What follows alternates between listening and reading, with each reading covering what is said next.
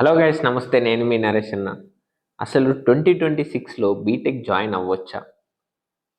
ఒకవేళ జాయిన్ అవ్వచ్చు అంటే ఎంత ఫీజు వరకు పెట్టొచ్చు? ఎలాంటి కోర్సెస్ సెలెక్ట్ చేసుకోవాలి? ఇలా కంప్లీట్ డీటెయిల్స్ నేను ఈ వీడియోలో డిస్కస్ చేయబోతున్నాను. సో వీడియోని చివరి వరకు చూడండి. ఇంకా మన ఛానల్ని సబ్స్క్రైబ్ చేసుకోకుండా వీడియోస్ చూస్తున్నట్లయితే వెంటనే సబ్స్క్రైబ్ చేసుకోండి. So let's get in to the video. First question, అసలు బీటెక్ జాయిన్ అవ్వచ్చా లేదా? ఇంటర్ అయిపోయింది ఎంపీసీ, ఇప్పుడు బీటెక్ జాయిన్ అవ్వచ్చా లేదా? డెఫినెట్లీ జాయిన్ అవ్వచ్చు. ఎందుకో చెప్తాను. బీటెక్ కాకుండా అదర్ ఆప్షన్స్ తీసుకుంటే బీటెక్ అనేది డౌన్లో ఉంది, నేను యాక్సెప్ట్ చేస్తాను. ఇంజనీరింగ్ డౌన్లో ఉంది, నేను యాక్సెప్ట్ చేస్తాను. రిమైనింగ్ తీసుకుంటే డిగ్రీ కానివ్వండి, ఇవన్నీ అవి ఇంకా దీనికంటే కింద ఉన్నాయి. తగ్గింది, ఓకే, యాక్సెప్ట్ చేస్తాను. రిమైనింగ్ డిగ్రీ కానివ్వండి, ఇవి ఇంకా తక్కువలో ఉన్నాయి దీనికంటే. సో రిలేటివ్లీ, అంటే మీ దగ్గర ఉన్న ఆప్షన్స్లో రిలేటివ్లీ బెటర్ బీటెక్ అనేది.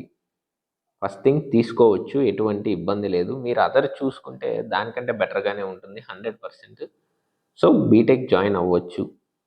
ఓకే సార్, జాయిన్ అవ్వచ్చు. ఇప్పుడు అసలు ఎంత ఫీజు వరకు పెట్టొచ్చు, నెక్స్ట్ ఎలాంటి కోర్సెస్ తీసుకోవాలి? ఇప్పుడు ఫీజు విషయానికి వస్తే బీటెక్ మీద 30 లక్షలు, 25 లక్షలు, ఈ విట్ అని చెప్పేసి విట్టు వెల్లూరని 25 లక్షలు, బిట్సాట్ 30 లక్షలు, తర్వాత మేనేజ్మెంట్ కోటా అని 25 లక్షలు, ఇలా అయితే పెట్టడం 100% రాంగ్. 100% రాంగ్ ఇలా పెట్టడం. దయచేసి పెట్టొద్దు. మ్యాక్సిమం బడ్జెట్ 10 ల్యాక్స్ నుంచి 15 ల్యాక్స్ మ్యాక్సిమం. ఇంత మించి ₹1 పెట్టినా సరే మీకు లాస్ కిందే అది. ఇప్పుడు అలా అని చెప్పేసి ఎక్కువ పెట్టొద్దు అంటున్నారు సార్. మరి మేము ఇప్పుడు మాకు 1,00,000 ర్యాంక్ వచ్చింది ఎంసెట్లో, మేము జాయిన్ అయిపోతాము, మాకు ఫీజు రింబర్స్మెంట్ ఎంతో కొంత వస్తుంది, తక్కువలో అయిపోద్ది ఒక 4-5 లక్షల్లో అని అనుకుంటారు. అది కూడా రాంగ్ డెసిషనే. మీకు ఏదో 1,00,000 ర్యాంక్ ఎక్కడో మూల కాలేజ్ వచ్చింది, ఎక్కడో ఒక కాలేజ్, దాంట్లోకి వెళ్ళిపోతాము అంటే డెఫినెట్లీ అది రాంగ్ డెసిషన్ అయిపోద్ది. ఎందుకు అంటే ప్రాపర్ ఇన్ఫ్రాస్ట్రక్చర్ ఉండదు అక్కడ, ఫ్యాకల్టీ ప్రాపర్గా ఉండరు. ఇవన్నీ నేను ఏదో చెప్తుంది కదా, స్టూడెంట్స్తో మాట్లాడి వాళ్ళు చెప్పిందే నేను చెప్తున్నాను మీకు. ఇదంతా రియాలిటీ. మీకు తక్కువ ర్యాంక్ వచ్చినా ఏదో అలా అంటే ఎక్కువ బడ్జెట్ పెట్టొద్దు అన్నా కదా అని చెప్పేసి ఇంకా ఎక్కడ ఫ్రీగా వస్తే అక్కడ వెళ్ళిపోదామని మైండ్ సెట్ తోటి ఉంటారు. అలా చెప్తే ఇది కరెక్ట్ అని. అలా కాదు, ఎక్కువ పెట్టొద్దు అంటున్నాను. అలా అని చెప్పేసి తక్కువ కూడా అసలు వెళ్ళొద్దు అంటున్నాను. మీరు తక్కువ పోతే ఇంకా వరస్ట్గా ఉంటుంది మీ scenario. So maximum budget 10 lakhs నుంచి 15 ల్యాక్స్ వరకు పెట్టొచ్చు. అంతకుమించి ₹1 పెట్టినా సరే వేస్ట్. నేను మళ్ళీ చెప్తున్నా, 10 నుంచి 15 లక్షల మ్యాక్సిమం బడ్జెట్. అంతమించి ₹1 అయినా సరే వేస్ట్. అలా అని చెప్పేసి ఎక్కువ పెట్టొద్దన్నా అంటే దాని అర్థం తక్కువ పెట్టమని కాదు. మరీ తక్కువ వచ్చేస్తుంది ఏదో అని చేస్తే రేపు మీకు అవుట్పుట్ కూడా అంతే బేకారుగా ఉంటుంది. అది రియాలిటీ. మరీ ఎక్కువ పెట్టొద్దు, మరీ తక్కువ పెట్టద్దు, ఒక మీడియం బడ్జెట్లో. ఇప్పుడు మరీ తక్కువ ర్యాంక్ వచ్చింది వెళ్ళిపోతాను అలా కాదు, కొంచెం ఒక 8 ల్యాక్స్ బడ్జెట్లో మంచి మంచి కాలేజెస్ ఉంటాయి, యూనివర్సిటీస్, అలా వెళ్ళొచ్చు. అది ప్రిఫరబుల్. సో ఇలా బడ్జెట్ని డిసైడ్ చేసుకోండి. నెక్స్ట్, అసలు ఏం కోర్స్ తీసుకోవాలి? సిఎస్సి తీసుకోవాలా, సిఎస్సి ఏఎంఎల్ తీసుకోవాలా, లేదా ఈసీఈ తీసుకోవాలా? మెయిన్లీ అందరికి ఉండే ఈ మూడు. ఇదే ఒకటే క్వశ్చన్, సిఎస్సియా, సిఎస్సి ఏఎంఎలా, లేదంటే ఈసీయా? అంటే నన్ను కూడా పేరెంట్స్ ఇదే క్వశ్చన్ అడుగుతున్నారు.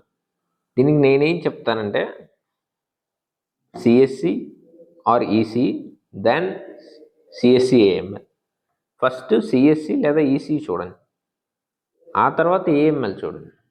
ఎందుకో చెప్తాను. ఇప్పుడు 1 by 1 వెళ్దాం. సిఎస్సియా, సిఎస్సి స్పెషలైజేషన్.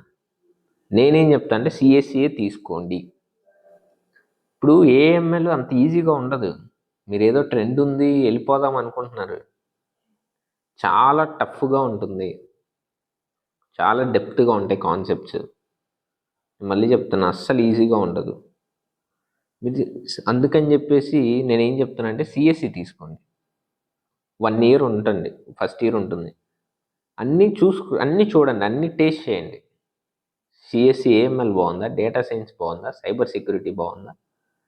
ఒక్కొక్కరికి ఒక్కోలా అనిపిస్తుంది. కొంతమందికి ఏఎంఎల్ ఈజీగా అనిపించవచ్చు, కొంతమందికి టఫ్గా అనిపించవచ్చు, కొంతమంది సైబర్ సెక్యూరిటీ ఈజీ అనిపిస్తుంది, కొంతమందికి టఫ్ అనిపిస్తుంది, కొంతమంది డేటా సైన్స్ ఈజీ అనిపిస్తుంది, కొంతమందికి డేటా సైన్స్ టఫ్ అనిపిస్తుంది.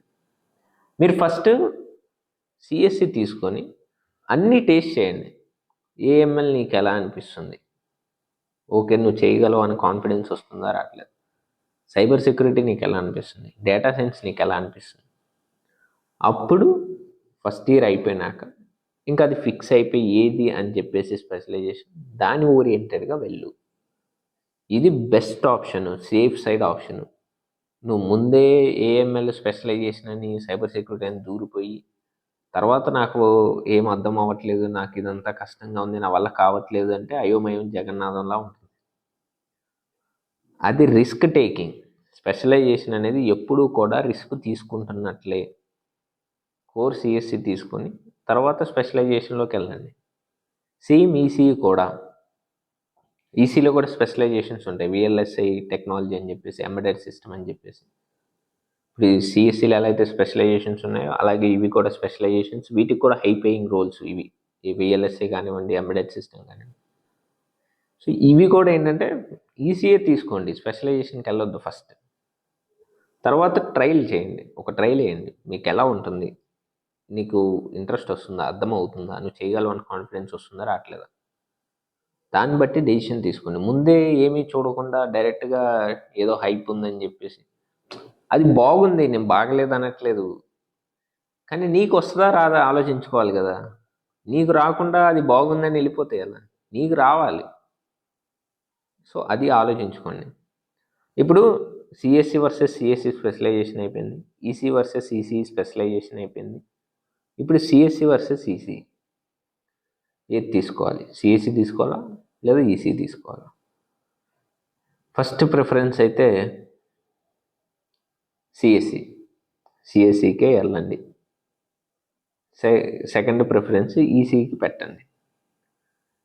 కొంతమంది అనొచ్చు ఈసీ తీసుకుంటే అటు కోడింగ్ వైపు వెళ్ళొచ్చు, ఇది చేయొచ్చు అని. దయచేసి అలా అదంతా ఊరికే ఉంటుంది. వాళ్ళు ఇక్కడ మీరు ఒక విషయాన్ని అబ్జర్వ్ చేసుకోవాలి. ఇప్పుడు ఈసీ తీసుకొని సిఎస్సి వైపు వెళ్ళిన స్టూడెంట్స్ ఉన్నారు, కొంతమంది ఉన్నారు. నేను అదే చెప్తున్నా. ఇప్పుడు వాళ్ళు ఏంటి, ట్రైల్ వేశారు ఈసీ తీసుకొని, బట్ అది వాళ్ళకి ఫెయిల్ అయింది. అప్పుడు వాళ్ళకి నచ్చింది సెలెక్ట్ చేసుకొని వెళ్ళారు. నేను ఇప్పుడు అదే వే చెప్తున్నా, సిఎస్సి తీసుకోండి. ఇక్కడ ఫెయిల్ అవుతుంది మీకు, సిఎస్సి తీసుకుంటే డైరెక్ట్ స్పెషలైజేషన్ తీసుకున్నారు అనుకో ఫెయిల్ అయిపోవచ్చు. సిఎస్సి తీసుకున్నారు అనుకోండి, ట్రైల్ వేయండి, నచ్చితే వెళ్ళండి అలా. ఇప్పుడు అలా అని చెప్పేసి సేమ్ సిఎస్సి వర్సెస్ ఈసీకి అప్లై చేయించేసారంటే వద్దు. ఎందుకంటే ఈసీ అనేది చాలా టఫ్గా ఉంటుంది, సిఎస్సి కంటే కూడా ఈసీ చాలా టఫ్గా ఉంటుంది. మీరు ఆ టఫ్నెస్ని బేర్ చేయలేరు, చాలా కష్టంగా ఉంటుంది. సో అందుకని ఇక్కడ ఆ లాజిక్ అనేది మారుతుంది. సో సిఎస్సి వర్సెస్ స్పెషలైజేషన్ అయితే సిఎస్సి తీసుకోండి, ఈసీ వర్సెస్ స్పెషలైజేషన్ అయితే ఈసీ తీసుకోండి, సిఎస్సి వర్సెస్ ఈసీ సిఎస్సికి వెళ్ళండి. సో ఇలా అనేది మీరు, ఇప్పుడు ఇంజనీరింగ్ డౌన్ అయింది, జాబ్స్ వెళ్ళిపోతున్నాయి, జాబ్స్ లే ఆఫ్స్ అవుతున్నాయి. ఇదంతా కూడా కరెక్టే, రాంగ్ అని నేను చెప్పను. కొంచెం లే ఆఫ్స్ అవుతున్నాయి. ఇక్కడ అసలు ఎగ్జాక్ట్ ప్రాబ్లం ఏంటంటే, ఇంతకుముందు 10,000 వేకెన్సీలు ఉన్నాయి, దానికి 1,00,000 మంది స్టూడెంట్స్ ఉన్నారు. కాంపిటీషన్ 10,000 జాబ్లు ఉన్నాయి, దానికి 1,00,000 మంది. ఎగ్జాంపుల్ తీసుకొని చెప్తున్నాను. ఇప్పుడు ఏమైంది, జాబ్లు 5,000 అయినాయి, స్టూడెంట్స్ 2,00,000 అయ్యారు. సో ఇది అక్కడ జరిగిన సిచ్యువేషన్. ఇప్పుడు మరి ఈ 5,000 ఉన్నాయి కదా, నువ్వు నిజంగా టాలెంటెడ్గా నువ్వు కన్సిస్టెంట్గా నేర్చుకుంటే ఈ 5,000లో ఒక్కడు నువ్వు అవ్వచ్చు కదా. అలా ఎందుకు ఆలోచించట్లేదు? ట్రై చేయండి, వన్ ఆఫ్ ది ఆప్షన్. ఇంకోటి, ఇంజనీరింగ్ చేసిన ఎవరు కూడా ఇంజనీరింగ్ తప్ప అన్నీ చేస్తారు తర్వాత జాబ్స్. అది ఇంజినీరింగ్ యొక్క స్పెషాలిటీ. అంటే దీని అర్థం ఏంటంటే నేను తర్వాత జాబ్స్ లేవు అని కాదు. ఇక్కడ ఈ 4 ఇయర్స్ టైంలో నేర్చుకుంటారు చాలా. ఇంజినీరింగ్ మీకు నేర్చుకోవటం అంటే జనరల్ నాలెడ్జ్ పెరుగుతుంది. ఏదైనా ఒక టాస్క్ని ఎలా ఫినిష్ చేయాలి, ఒక టాస్క్ని, ఈ స్కిల్స్, ఇవి న్యాచురల్ హ్యూమన్ స్కిల్స్ అనేవి చాలా డెవలప్ అవుతాయి. వీటి వల్ల ఏంటంటే మీకు ఈ వర్క్ అంటే ఓన్లీ కోడింగ్ ఇది కాకుండా జనరల్ టాస్క్లు మీరు బెటర్గా చేయగలరు, మోస్ట్ ఆప్టిమైజ్డ్ వేలో చేయగలరు. ఆ తెలివి అనేది వస్తుంది స్టూడెంట్కి. అలా ఉంటుంది. ఇవన్నీ కూడా బెనిఫిట్స్ అవుతాయి ఎప్పుడు స్టూడెంట్ కొంచెం ప్రాపర్గా అతని వేళ అతను ట్రై చేస్తున్నాడు అన్నప్పుడు. సో ఓవరాల్ వ్యూ అనేది ఇది. మీరు దీన్ని బట్టి ఏంటి ఎలా అనేది డిసైడ్ అవ్వచ్చు. ఇంకా మీకు ఏమైనా డౌట్స్ ఉంటే నేను డిస్క్రిప్షన్లో నెంబర్ ఇస్తున్నాను, ఆ నెంబర్కి కాంటాక్ట్ అవ్వండి. So thanks for watching. Stay tune.